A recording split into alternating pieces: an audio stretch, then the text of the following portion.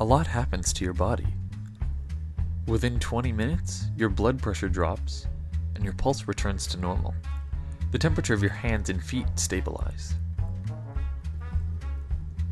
After 8 hours, the carbon monoxide levels in your blood drop, and after 24, your chance of having a heart attack decreases.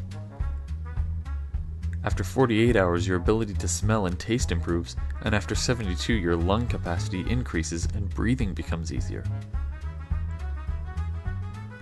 Between 2 weeks and 3 months later, your circulation improves, walking becomes easier, and lung function increases by up to 20%. Between 1 and 9 months later, coughing, sinus congestion, fatigue, shortness of breath all decrease. Your cilia begin to regrow and help clean your lungs and reduce your chance of infection. And after a year, you've cut your risk of heart disease in half. Despite all of this, quitting smoking is still one of the hardest things to do. There are a myriad of methods proposed, but which ones actually work?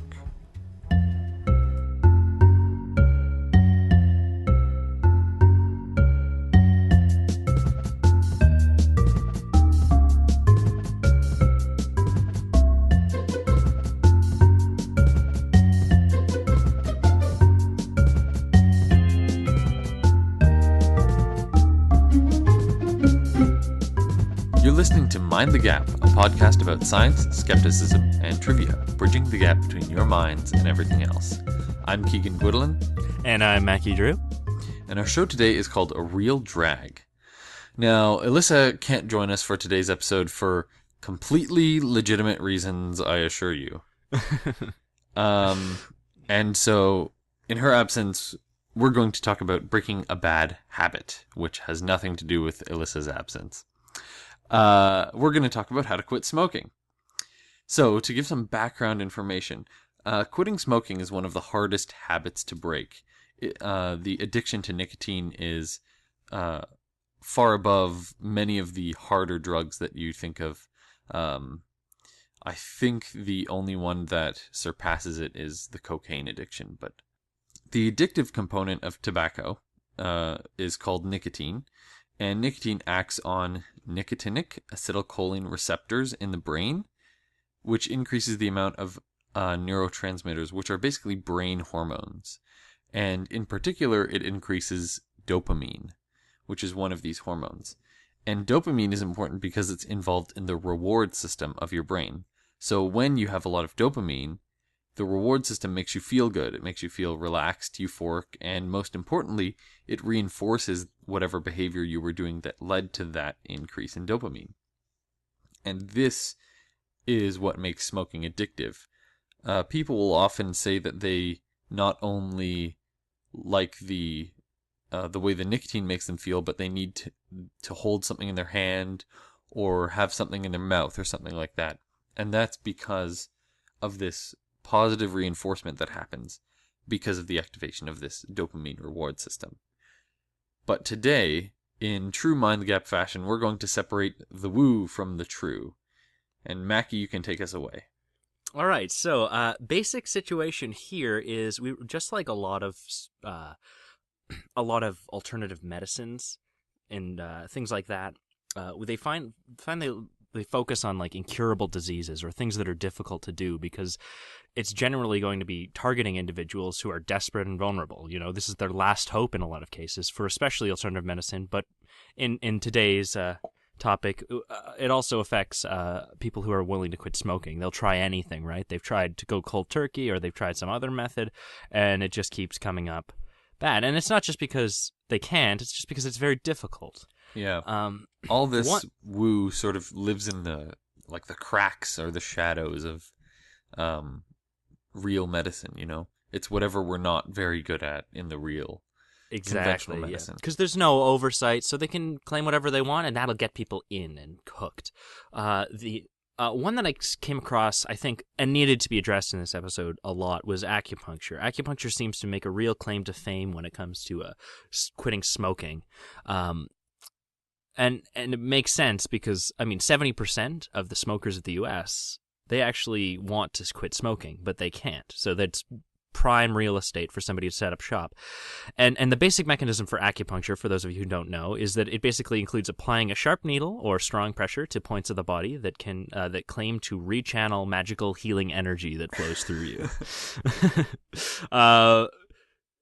But with respect to like actually stopping smoking, the claims become much more specific and interesting, to say the least. I went around to several websites. I actually I checked up the other day at it was a little like alternative medicine pharmacy that claimed to do the laser treatment, which we'll talk about later.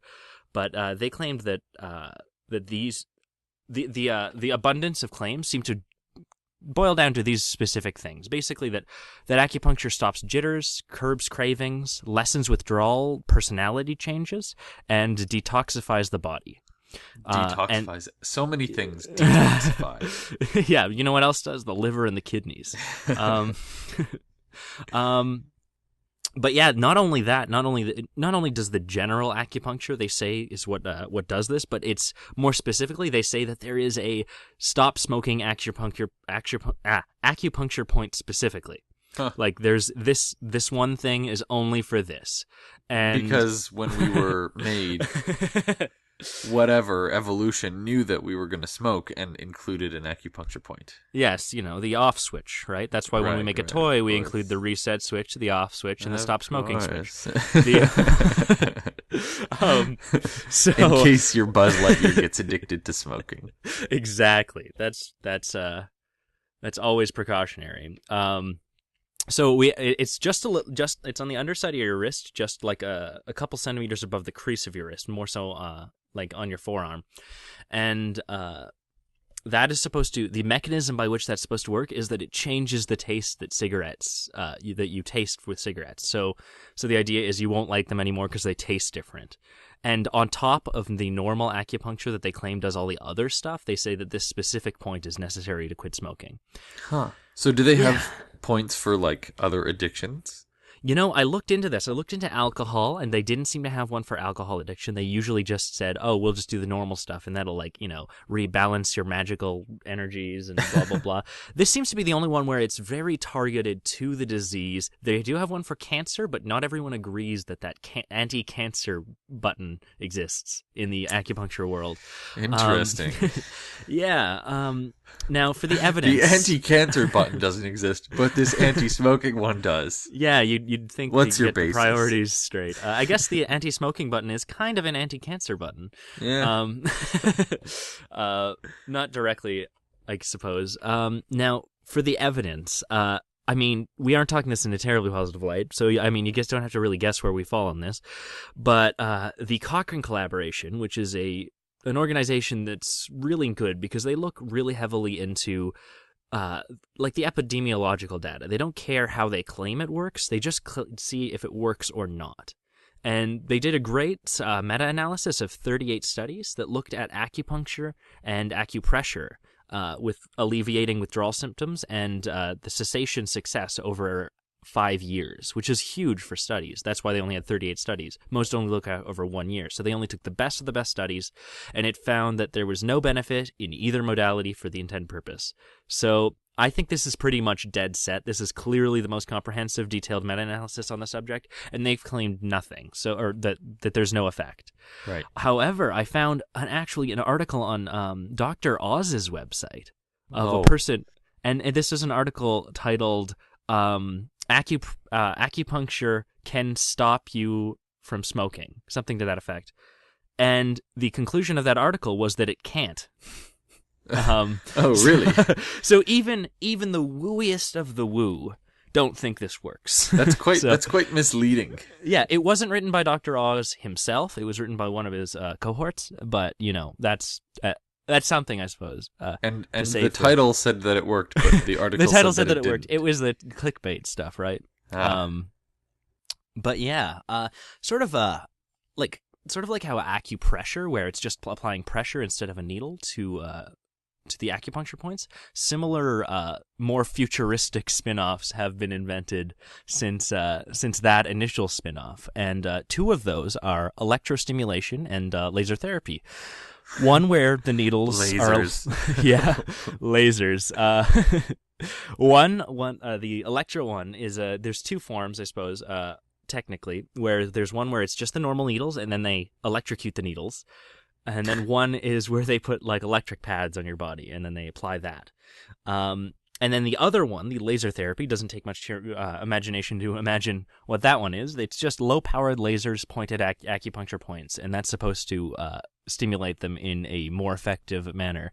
Of course, these acupuncture points don't exist. They're not a thing. Yeah. So this is just, we're pointing a laser at points of your body, and hooray, here's a $300 bill or whatever it costs. Yeah. But the laser one has sort of taken on a life of its own in the anti-smoking world, in that it did start off as a spin-off of acupuncture, but it's sort of trying to steal some legitimacy from the sound of, laser therapy. Like that's gotta work, right? Well, and laser therapy is actually used legitimately for some exactly. things. Yeah. There's a real life pain treatments that doctors use, and those are real. So they do seem to at least appear much more realistic than a lot of the acupuncture stuff, and the backstories for these places offering it become much more pseudoscientific rather than magic based. Right. Whereas you find them in chiropractic offices as standalone businesses and hypnotist office where they're using it independent of acupuncture, and acupuncture may not even come up, but that is where it began in 1967. Interesting. Yeah. So here's a couple of explanations of what I got off of a couple websites. These are the best ones I found. And I say best as in these are the most scientific, which is saying a lot. So, really? Okay. Now, keep in mind, the Cochrane also evaluated this in the exact same meta-analysis, the laser therapy, and they found no consistent evidence that laser therapy or electrostimulation are effective for smoking cessation. So this is just for fun. Here's what innovativelasertherapy.com said. An organization offering such treatment suggests that their low-level laser applied directly to the face will release endorphins that replace the anticipated endorphins that smoking releases. That is the idea. So lots of pseudoscience-y words. Yeah, no endorphins. Dopamine is in fact the thing that is primarily released by. Yeah. So they're slightly off even there. Yeah. Again, these are not effective. This is just their explanation. And now K-laserusa.com said the laser, or rather, this is not a direct quote. The laser applies more energy to the electron transport chain in the mitochondria of the cells, causing more ATP to be generated per oxygen molecule. What? Yeah. Now that's a little bit sciencey. Fair enough. And how does that stop smoking? That is a very good question. The thing is, what they brought up points. They had a video, which was not as easy to get through quickly as like a large amount of text, right? Like you can watch it and they say very little. Right. But they seem to imply that smoking, the reason smoking is addictive is because of the carbon monoxide levels in your blood that you become addicted to. And that somehow increasing the amount of ATP lowers the amount of carbon monoxide dissolved in your blood. Huh. Yeah, which is not true. No. At all. It's like I heard some CAM practitioner, I can't even recall what kind he was. Mm? And he was telling us that when people are smoking, they don't actually want to smoke. They really just want to inhale. So he teaches them to inhale more deeply instead of smoking. I see. Oh, when you inhale, you're inhaling more deeply than you normally would when you breathe, and your body just wants oxygen. Are you sure it wasn't, oh, no, you don't want to smoke. You just want to buy my book. Yeah, pretty much. I can see how you would get those two things confused, though. Yeah. So yeah, that's a fun little spin-off. But what I do want to talk about is the true, and this is kind of different from what I think you anticipated when you suggested this topic. But what I want to talk about was more so the regulation around anti-smoking. So this is regulation intended from like a country intended to stop people from smoking or make people quit.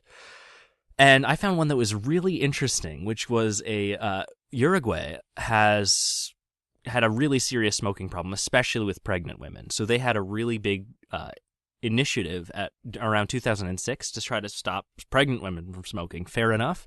They they put in several policies to try to do this, and they wanted to see if it would work or not. So here's the 4 policies that they put in place primarily. They put in a couple extra little things, but nothing too interesting. Okay. First off, obvious, massive tax increases on all cigarettes. Makes Second, sense. Public smoking bans in all bars and restaurants. A lot of countries have done that. Makes sense. Yeah. Cigarette packages need to have 80% of the package an anti-smoking message. Interesting. So, right, that makes sense. Is that like surface area or like... Yeah.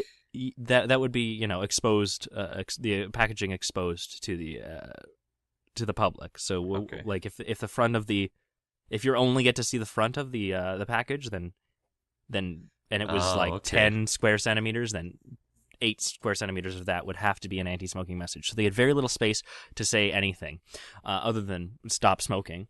And the last one was that cigarette companies can only present a single brand. So you can only have, this is the one type of Marlboro cigarettes, right? Huh. There's no light, there's no menthols, there's nothing, no other varieties, just the one. So this reduced the number of cigarette varieties on the shelves and took away a lot of people's choices or their favorite brands.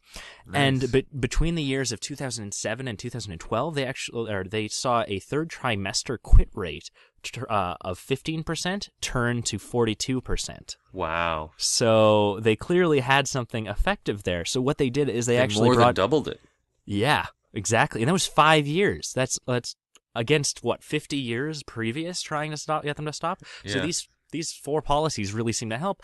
What they really wanted to find out was what was effective, which one of those was doing it the most. So they brought in actually an American economist to take a look and compare. He compared the policies they put in place to other countries that put in similar policies, and he found that the final one, the single brand presentation rule, for whatever reason, seemed to be the one that made things work. That was the one that really kicked it up another notch in terms of effectiveness. So I wonder why that is. Yeah, and I was just thinking, we have those first 3 pretty much in Canada.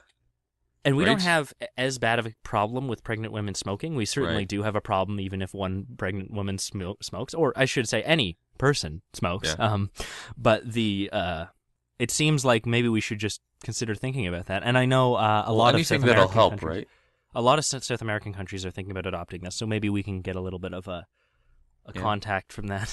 Yeah, no, it's a good idea. I think so too, especially since we know it works. Anyway, so you wanted to talk about some stuff too? Yes, of course. So, Mackie, you talked about how laser therapy is often offered in the same offices as hypnotherapy for smoking cessation, right? Mm-hmm. And so that's what I'm going to talk about. And I think those are the big 3 that you see in terms of woo smoking cessation are the acupuncture, the lasers, and the hypnotherapy. So I'll cover this final one. For those of you who don't know, hypnosis is defined as an altered state of awareness in which you appear to be asleep or in a trance. And the idea is that you're more susceptible to outside suggestion. So it's almost as though the hypnotist is reprogramming your mind in a certain respect. And this is widely promoted as a method for smoking cessation. Advocates say that it works by acting on underlying impulses to weaken the desire to smoke and also strengthen the will to stop. So it strengthens your willpower to resist those cravings. Mm-hmm. There is a beautiful review of hypnotherapy for smoking cessation, produced by the same people who did yours, the Cochrane collaboration. Oh, good. Yeah. And they looked at all studies up till 2010, that's when this one was done. So not even like a systematic review, not a meta-analysis. It was a systematic review, right, on hypnotherapy.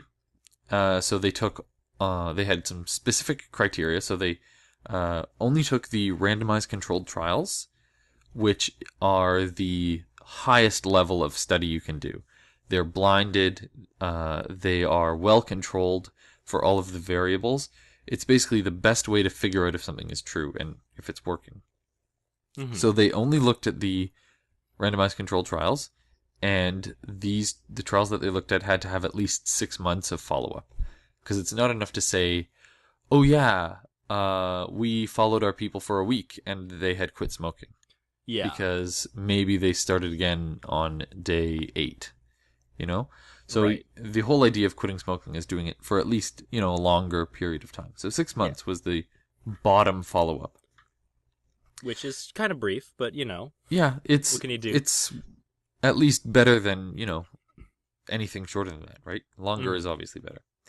But most hypnotherapy nowadays comes from the same article that was published, and the technique is called one session 3-point, where in one session of deep concentration hypnosis, the patient is given 3 statements. Number 1, smoking is a poison. Number 2, the body is entitled to protection from smoke. And 3, there are advantages to life as a non-smoker. So those are the 3 things the hypnotist puts you into this trance. Now, I And don't then, disagree with any of those statements. no, of course not. And they say those statements to you. And I guess the idea is that by delivering the same information you've heard, but while you're in a more suggestible state, you're somehow going to internalize that a little bit more. Interestingly, I thought, the hypnotherapist often teaches the patient how to hypnotize themselves and repeat those 3 points whenever they feel the desire to smoke. I would think that this takes away from their business, but, maybe they're just Ye- being altruistic. My mother quit smoking via a hypnotist, and she actually did get like a tape of their session Oh, yeah. specifically then. Interestingly enough, it lasted about I think it was 11 months. Before And then she started again? before she started smoking. She's still smoking today, sadly. Ah. But yeah, it's so I suppose that's why I think 6 months is too short. But I imagine that that this particular study did not show too much in the way of effectiveness. Well, there is variability, obviously. So, Yeah. there were, among the huge review that the Cochrane collaboration did, they had a whole bunch of uncontrolled and poor quality studies, and these showed huge variability in quit rates 6 months after treatment. Some of them claimed successes as high as 88%, though. Mm-hmm. After much analysis, the best studies on hypnotherapy did not support it as an effective method of quitting smoking. The authors concluded that although it's possible that hypnotherapy could be as effective as counseling treatment, there's not enough good evidence to be certain of this. Sounds like a great concluding statement by a scientist. I like it. Exactly. It's always a really big red flag when you find something becomes less effective the more, or severely less effective the more it's studied. You're going to find that kind of effect in anything. Like the initial researchers tends to come up with better results than the following one, because then they can find the issues with it. But when it becomes, from 88% to say even 10%, that would be a huge red flag that maybe this isn't a real thing. Maybe this is just placebo. Yeah. I find this in so much of my research. The better their studies seem to get, the better the meta-analysis seem to stricter their guidelines tend to be, the less effective the pseudoscience tends to show up. Exactly.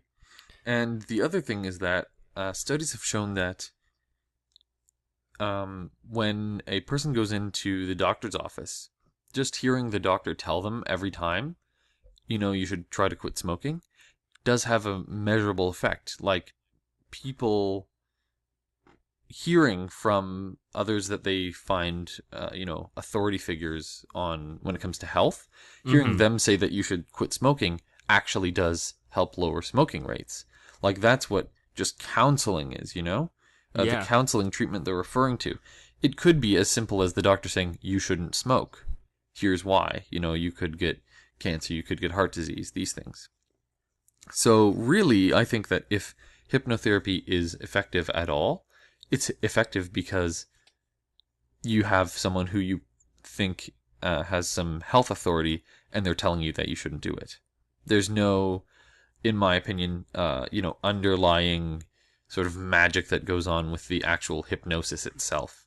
Yeah. I think it's just hearing hearing the same statements over and over again. For sure.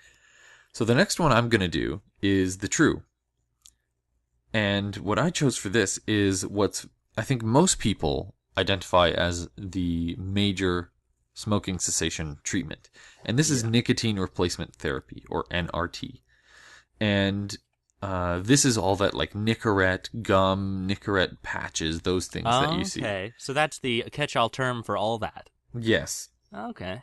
So You see the thing where it's like a tube, and then it's sort of like an e-cigarette. It's not really, but like it's just like you pull through it like a cigarette, Yes. and then it just releases a very small amount at a time. yes, and I will totally get to that. That's a huge really? part of what I'm Okay. gonna say. So stop spoiling. What can I say? I'm excited. So NRT aims to give give the nicotine that smokers crave without the negative effects of the actual smoke. But the idea is that you wean yourself off the nicotine by mitigating the withdrawal symptoms, So when you quit cold turkey, there's a lot of harmful effects that we were just talking about off air.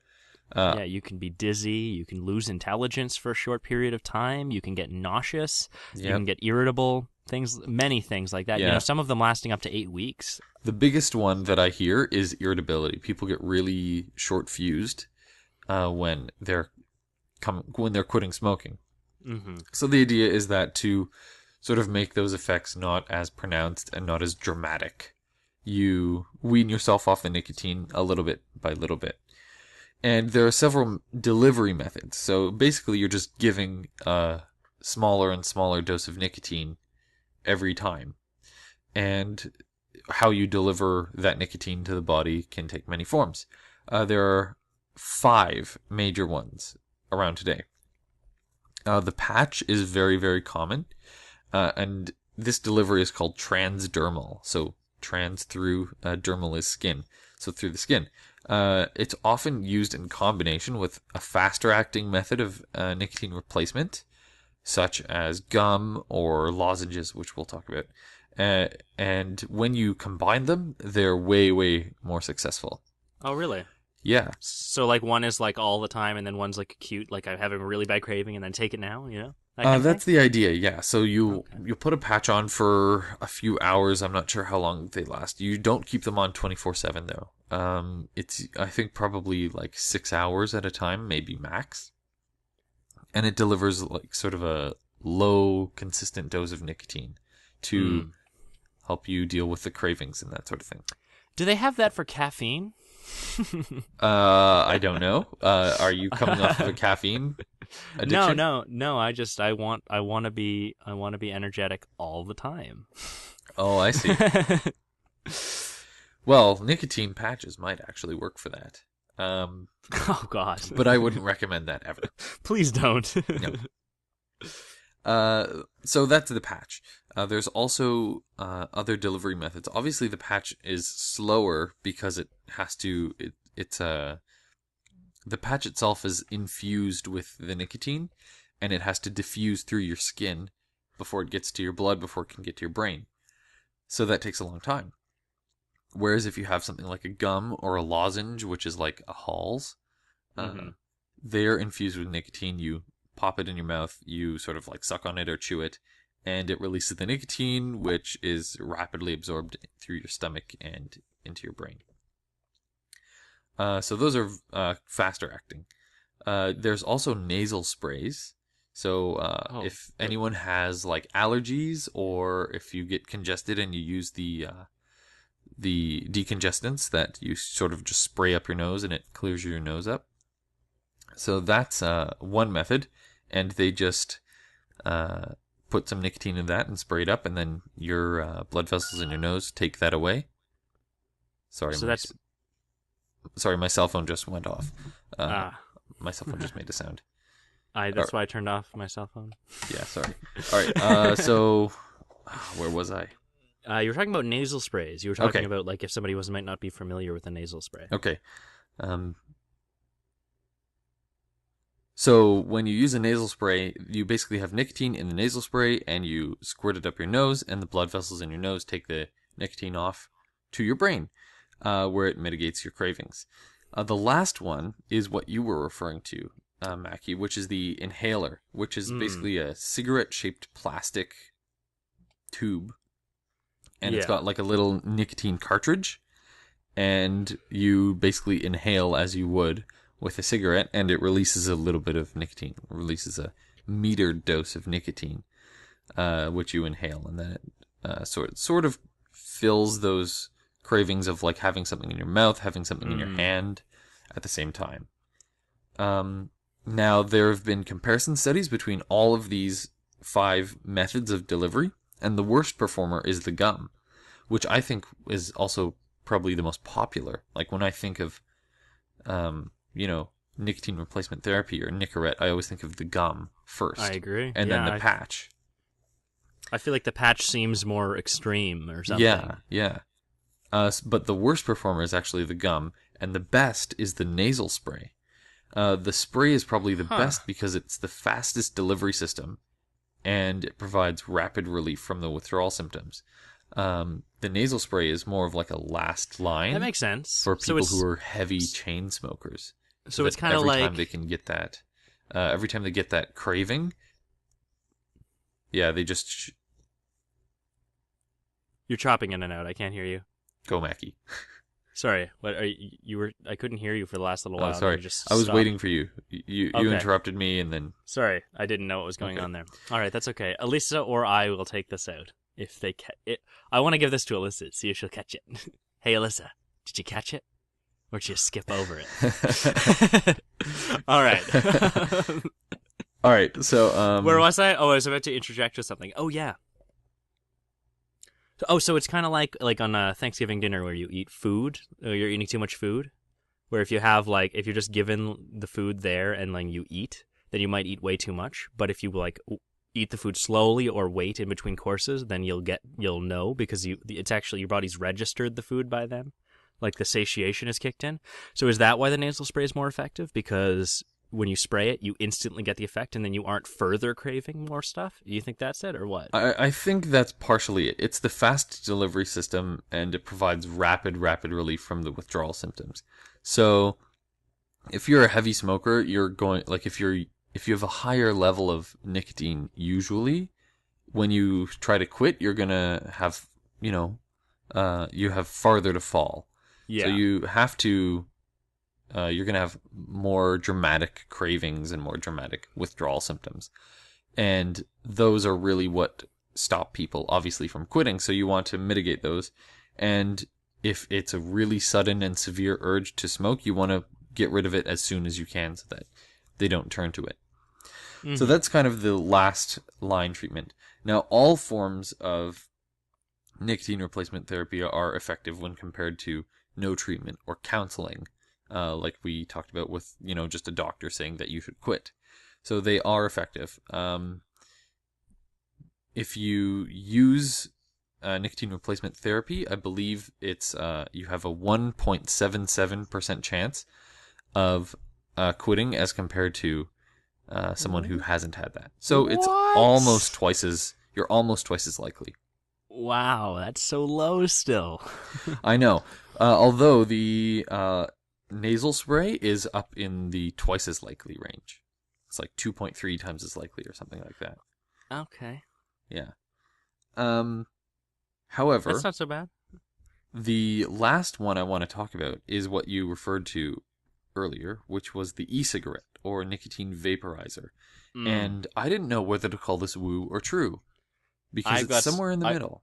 I got a bit of woo and true for this one if you don't grab Perfect. it. So you can absolutely chime in. all right.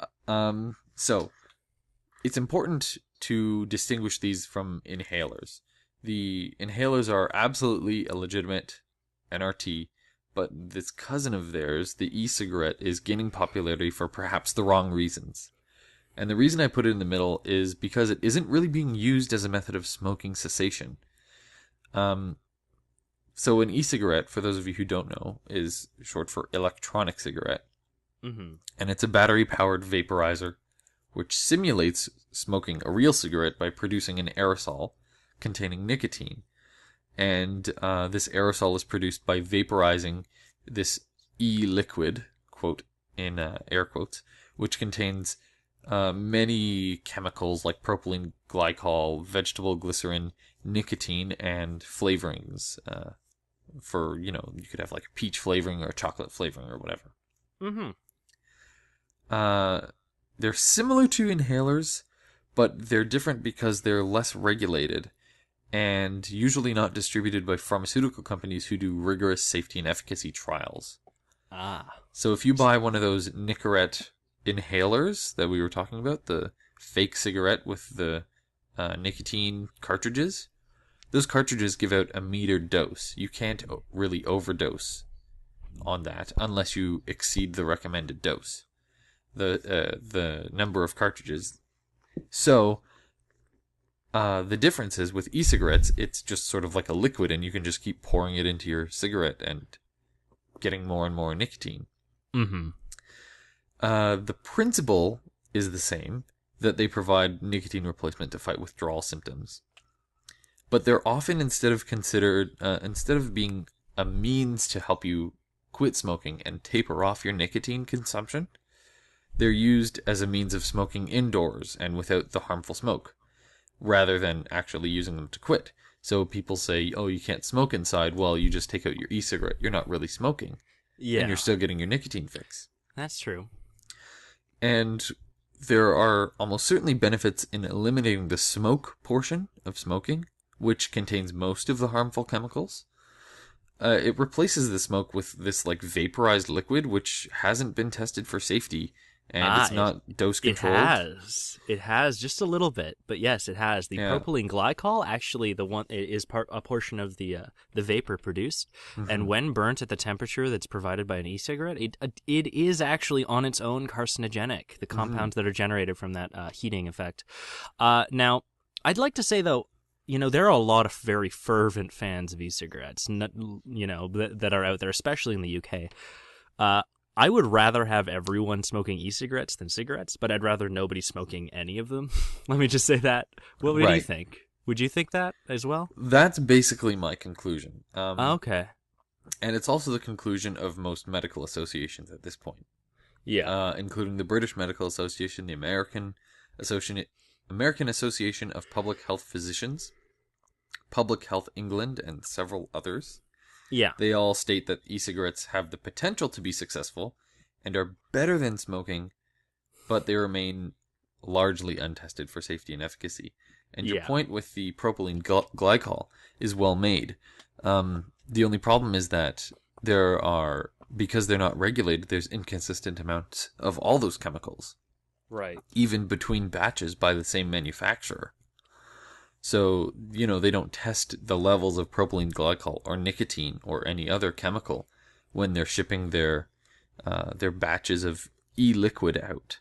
Certainly, I think there should be definitely at least the same regulation level as that of cigarettes involved in this. Of course. If not more. Or at least the same as inhalers. Now, I can imagine if they were to, cut, okay, smoking is banned, prohibition, if you have a cigarette, you're getting arrested, that kind of thing. I feel like there'd be a bit of an uproar, kind of an alcohol prohibition, how that went over. Yeah. But I feel like if you got They'd everyone... have smokiesies. Yeah, exactly. If you got everyone on e-cigarettes, I think that you could taper that off just by saying, oh yeah, everything else is fine, we're just taking out the nicotine. I feel like you could get away with that. That's why I think this might be fun, but at least way better. Yeah. Because you are cutting out a lot of chemicals with the smoke. It's just the nicotine, right? And all the other. Well, and all the stuff that's in it. The medium, and the nicotine, yeah. And whatever flavorings they use and stuff, right? There are other safety issues because they're unregulated, and the e-liquid quality and concentration can be questionable. Mm-hmm. Some cartridges of e-liquid were found to contain tobacco-specific nitrosamines, which are compounds that are known to cause cancer. And this was during preliminary FDA studies. But these levels are sort of on par with other nicotine replacement therapies. So they are pretty much in anything that has a lot of nicotine and is extracted from tobacco. But there are other harmful chemicals, like you said, propylene glycol. But the biggest issue is that they're inconsistent. Some have even, some companies will release nicotine-free e-fluid. So if you just want like the flavor or something of Yeah. peach, but they actually do have nicotine in them when tested. Oh, wow. That's really bad. Yeah, See, because I was thinking I would definitely try one of these things if it had no nicotine in it, just to just as a test. yeah, I wouldn't want to do it like as a thing, but if it's gonna have nicotine in it, I don't want to risk that. exactly. And then Huh. there's a ton of other injuries and stuff associated with e-cigarettes, like explosions, fires, Wow. inflammation of your mouth and throat, coughing, nausea, vomiting. And in addition to that, some staggering statistics here. Um, the incidence of nicotine poisoning has increased from 1 per month in September 2010, before e-cigarettes were popular and widespread, to 215 per month in Wow. February 2014. And Poison Control Center calls related to e-cigarettes jumped from 0.3% in September 2010 to 41.7% in February 2014. More than half of those 41.7% were in regards to children. Wait, So wait. So this basically, is almost half of the calls going to poison control are about e-cigarettes? yes. That's And crazy. specifically, it's kids getting their hands on these bottles of the e-liquid and drinking them, and they're Oh getting God. nicotine poisoning. Um, Oh.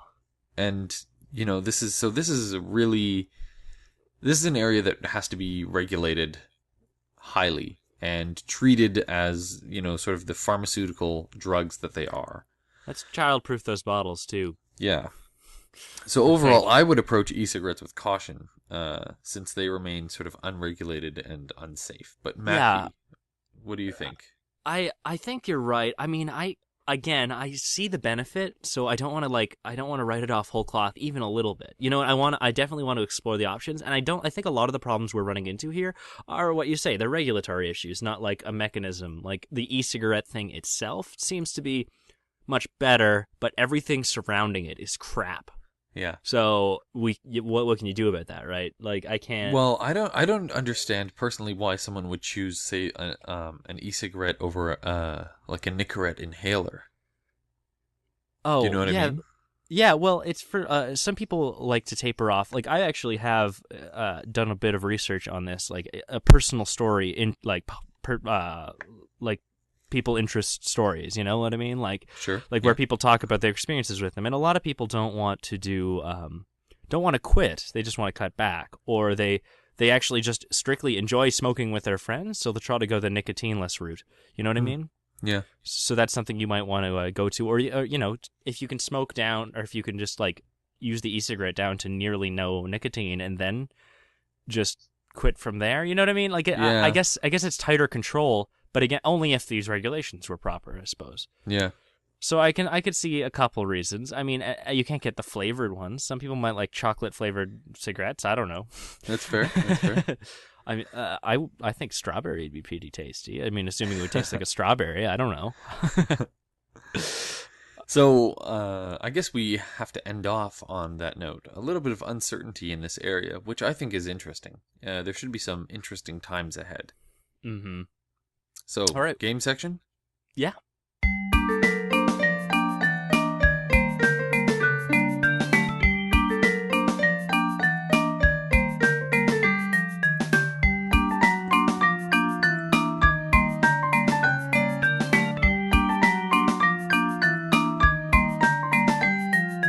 Hello and welcome to the game section.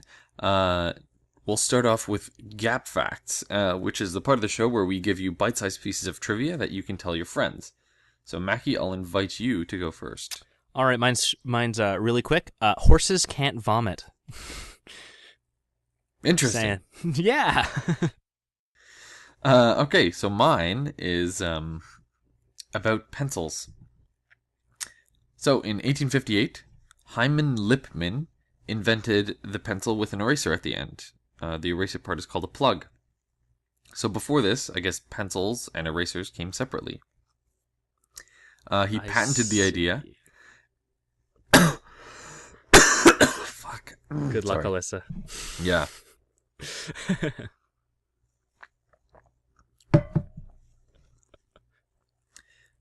He patented the idea and ended up selling it to a man named Joseph Reckendorfer for $100,000, who sued the pencil manufacturer Faber for infringement of the patent. However, in 1875, the Supreme Court ruled that the patent was invalid since it was just a combination of two previously known objects with no known new use. Okay. So, well, every time you see one of those pencils with the pink crappy eraser at the end, thank throw Hyman it, Lippmann. throw it away, because why aren't you using a mechanical pencil? It's Exactly. the 21st century. Everything has to be mechanical now. Yes, it has to be mechanical. My mechanical pencil has a touch screen. That's so over the top. I want one. Well, it'll tell me if a word I just spelled was incorrect. Oh, that would be so cool. I just made somebody patent that. Mackie, patent that. Quick, we'll fund Mind the Gap forever. Okay, well, I said mine, right? Horses can't vomit. So yeah, quiz time. Quiz time. Looking back just a few years, smoking and gambling went together like PB&J. Not so anymore, but I still can't help thinking that a lot of card games have similar names to cigarettes. That said, I'd like to present today's quiz, Tobacco Toss-Up. Okay. I'll give you the name of either a card game or a brand of cigarettes. Oh. And you have to choose which one's which. That's cool. All right. How many questions are there? 10 questions. Okay. All right. I think I'm going to be good at this. We'll see. All right. Number 1. Stud. Stud. 5-card stud. That's a gambling game. That is a card game. Yeah. Like you said, most commonly 5-card stud, which was a form of poker that originated during the American Civil War. Huh. Yeah. So, 1 point for Mackie. Number 2. Alyssa's going to lose. Yeah. Jeez. You can't win if you don't play. Number 2. Lucky Strike. Lucky Strike. See, I think if it was a card game, it'd be Lucky Streak. And I think strike sounds like a cigarette. So I'm going to say that's a cigarette. Interesting. It is a cigarette brand. Nice. Aha. Colloquially called Luckies, they were the top-selling cigarette in the U.S. in the 1930s. Oh, I should have known. I've heard Luckies before. And they marketed themselves with the slogan, "It's toasted," explaining that instead of sun-drying the tobacco, it was toasted, apparently making the cigarette taste better. Oh, well. All right. So with that one, I thought that the word lucky would throw you off, that it was like a gambling game. Parliament is number 3. Parliament? Oh, wow. Parliament.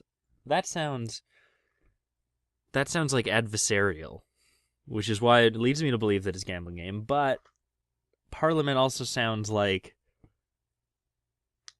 It sounds like a smoking brand, doesn't it?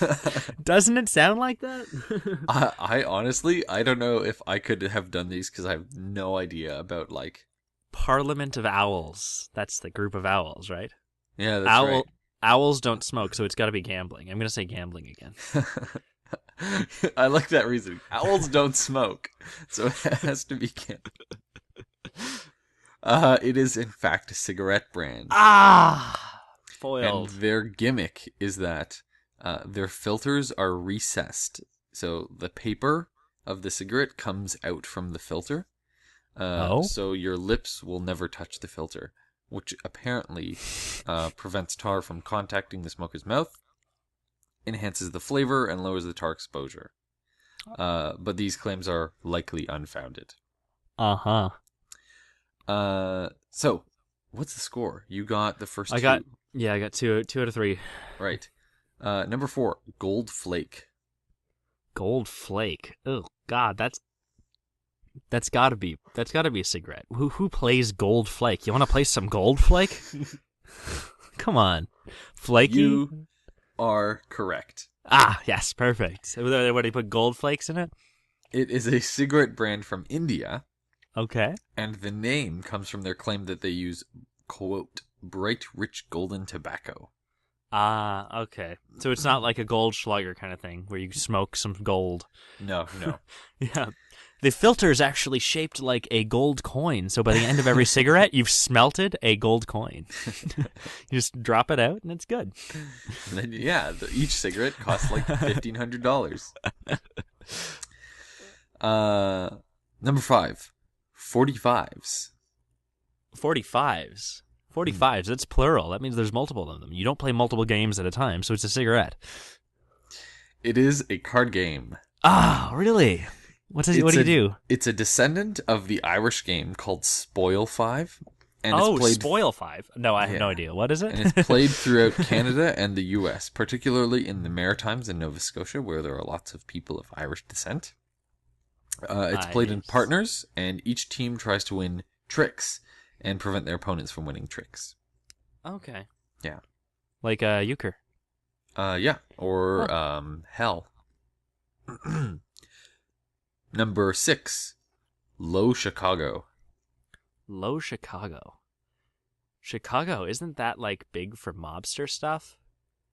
As in both It was, yes, at a, Isn't in a time. at a time? Yeah. So that's like, so we're talking about smoking and gambling. Card games. That's not going to help. Sorry. Okay, well, there have been a lot of, no, it's been pretty fair, hasn't it? This is pretty much a shot in the dark for me. I'm willing to bet it's a smoking brand. Is that your answer? Yeah, that's it. Final answer. It is a card game. I was starting so well. It's a form of 7-card stud poker, where the pot is split between the person with the lowest spade in their hand and the person with the highest hand who would win. Well, you're right. These do sound similar. Yeah. Number 7, Cool, spelled with a K. So Kool. Cool. Oh, okay. Well, I mean, I think that most card games are named like phonetically, and I don't think anyone would call it cool like Kool. And I think that people wanting their like menthol cigarettes to be considered cool would be a big catch. So I think I'm going to go with cigarette company. Very good reasoning. Okay. So that's 4 for Mackie. It is a cigarette brand, and you were right. It's menthol cigarettes. Not bad. They were notably the favorite cigarette of the jazz singer Nat King Cole, who sings your favorite version of Chestnuts Roasting on an Open Fire at Christmas. Huh. And he chain-smoked Cools, and he believed that they had a beneficial effect on his singing voice. Well, that's not necessarily untrue. No, but he did die of lung cancer at age 45, so... Well, I guess take your pick. Be famous. Be famous and cool, or don't smoke. Right? Yeah, one or the other. Dichotomy. No. Not at home. Kids, don't try this at home. Number 8, Mild 7. Mild 7? Oh boy, this has got to be a trick. 7? Oh, but 7 from cards and mild from cigarettes? This is really tough. How is 7 spelt? Like the number. The number, not the word? No. Then it's got to be a cigarette.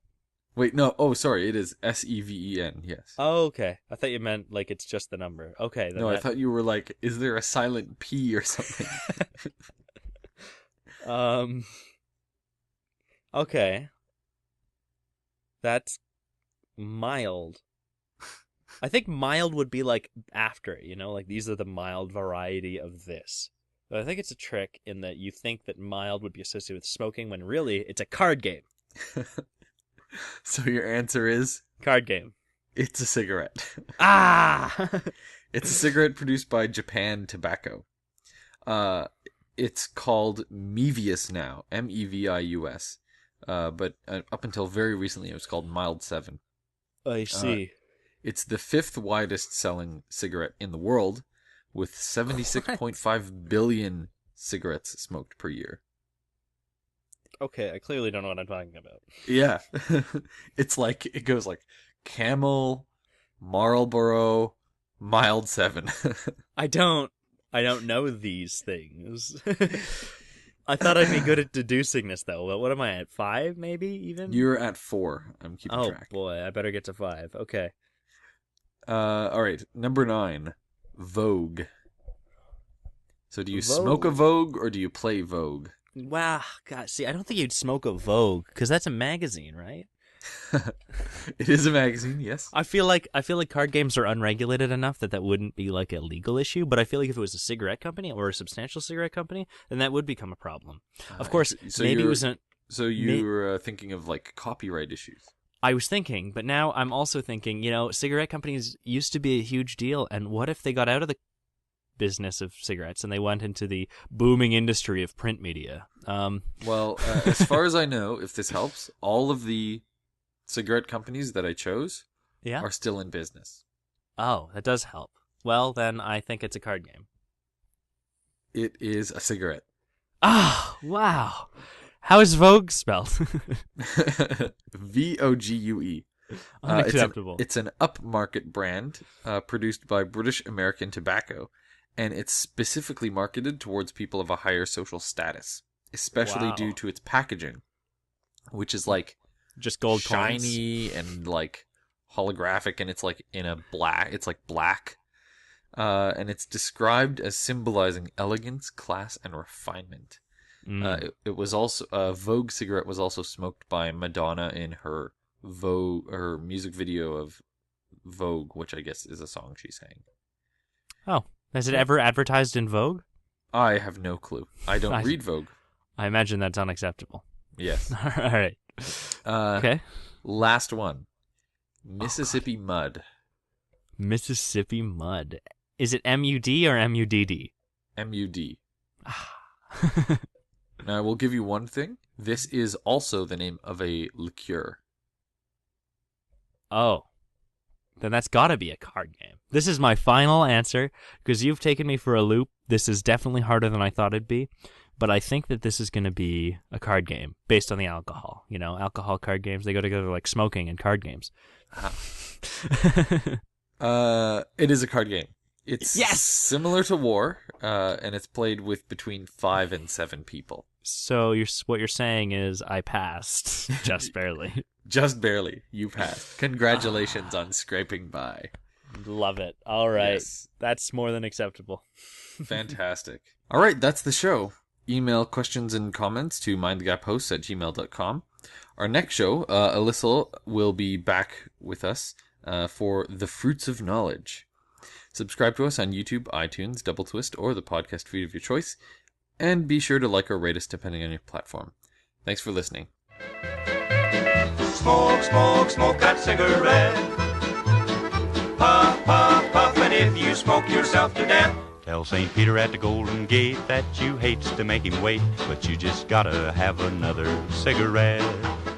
Red, red.